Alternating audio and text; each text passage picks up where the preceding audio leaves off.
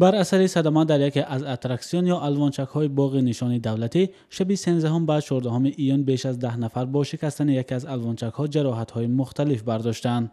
اما هنگامی از بالا پایان فرمودن شکستم کارشد.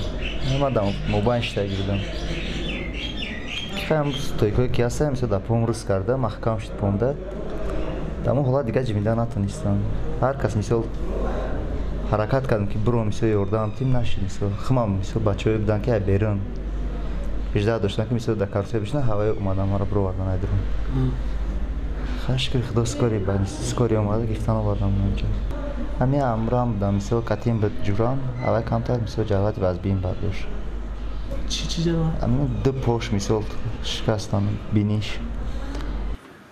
مسئولین بیمارستان قریه بالا میگن شب گذشته 10 نفر را با دست و پای شکسته به این بیمارخانه آوردند و حالا آنها زیر معاینه طبیبان قرار دارند. شماری از مجروحان از ناحیه سر نیز جراحت برداشتند. شاهدان واقع میگن بر اثر وزن زیاد الوانچک تاب نآورده و در نتیجه صدمه رخ داده است. حادثه تقریبا ساعت 3:00 در باغ نشان تقریبا 30 ثانیه وای اتراکسیون کارش رو سر کرد. در مدت 10 یا 14 سکند به همین حالت شد.